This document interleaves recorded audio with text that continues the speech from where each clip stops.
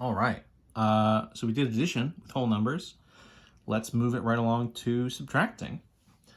And so to start with, just like with addition, we kind of need a certain sort of baseline of subtraction pairs kind of memorized. And what we're going to need, it's not quite as simple as saying single digit to single digit when we're subtracting. So it's the opposite of addition. So when we're adding, you're combining value. When you're subtracting, you're taking value away. And so for us to get started, if we're going to end up with whole numbers and keep everything, with positive values, that means we have to sort of exclusively be subtracting, a smaller number from a larger number. So it's not just as much as saying, okay, so, everything, 1 to 1 and 9 to 9, do the subtraction. It's not quite that. Essentially what we need are the matching subtraction pairs from our one-digit addition, and we sort of need all of these memorized. So for example, right, if you've got 4 plus 6 is 10, that's our addition pairs. So what's the sort of subtraction version of that? So the subtraction version is going to mean 10 minus 6 leaves you with the 4, right? So the idea is if 4 and 6 combine to get you to 10, if you have 10 and you take the 6 away, you'd be left with the 4. It also gets you, right, sort of 10 minus the 4 gives you 6. And this is what we say sort of subtracting is we often say subtracting is finding the difference.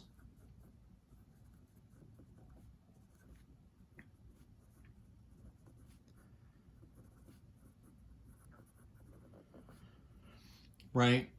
So like 10 minus 6, what's the difference between 10 and 6? The difference, right, or in some sense the distance between 10 and 6 would be 4, because you've got to add 4 to the 6 to get 10. Right? So if we're thinking, okay, what are the type of sort of like pairs then what we're looking for? So, right, things we need to kind of have at our fingertips. 9 minus 5 is 4, right? And so that works since 5 plus the 4 is 9, right? So the 5 and 4 together get us to 9, which means if I have 9 and I take away the 5, I'm left with the 4, right? We also have to do stuff up in the teens. So like, right, 15 minus 7 is 8, right? Since 7 and 8 together added would get us the 15. So everything there, right, up to kind of 9 plus 9 is 18. So everything up to sort of 18 minus 9 would leave us with 9. We essentially need all of those different subtraction values, those subtraction pairs at the ready. Now, once we have it, so for, right, multi-digit subtraction, essentially we're going to start with the same thing that we did when we were adding. So that is sort of stack and subtract by place value. So best case scenario, we can just stack it, subtract ones from the ones, tens from the tens, hundreds from the hundreds, and so on, and get an answer. That works. That's our best case scenario. So if I've got 564 and I want to subtract 33 from it, right? So stack it. That's 564. Subtract the 33. So all I'm doing is I'm going to go in my columns, right? So my ones, 4 minus 3 would leave me with 1, right? Would be the difference between 4 and 3.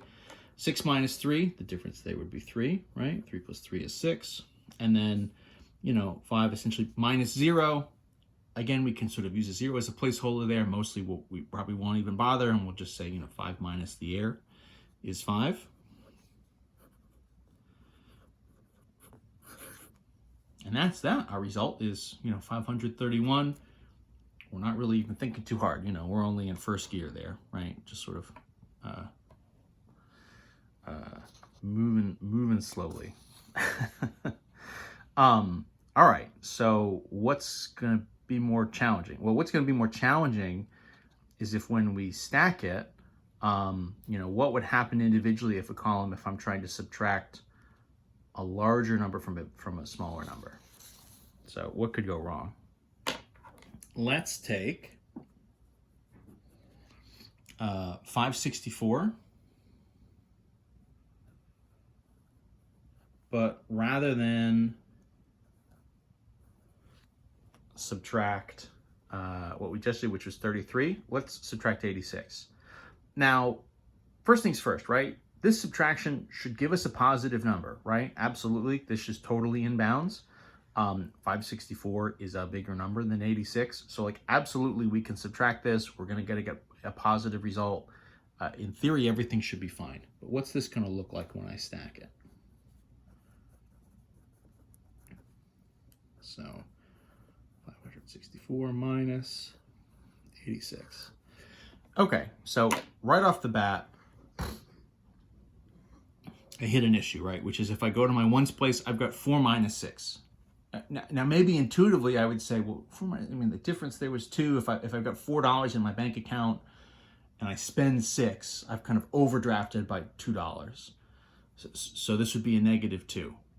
Should I put negative 2? And the answer is absolutely not. No.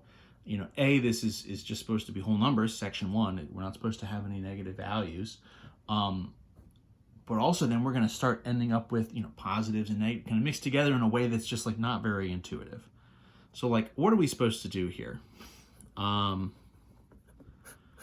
we need to do is borrow, essentially. I know the number up top is the bigger value, right? Absolutely, 500 is bigger than 86, for sure. So what I need to do in my place value for my ones place, I need to go up to the tens place and like borrow a little bit from there. So let's break this down. So 64, right? Should be 60 plus 4 if we think of the like expanded form. So borrowing for us, what is that going to look like? Well, what that means is 60, right? What we're going to do is we're going to essentially borrow 10 from the 60.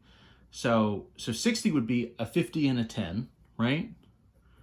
And then plus 4. And so rather than have 60 and 4, I'm going to do this kind of hybrid thing.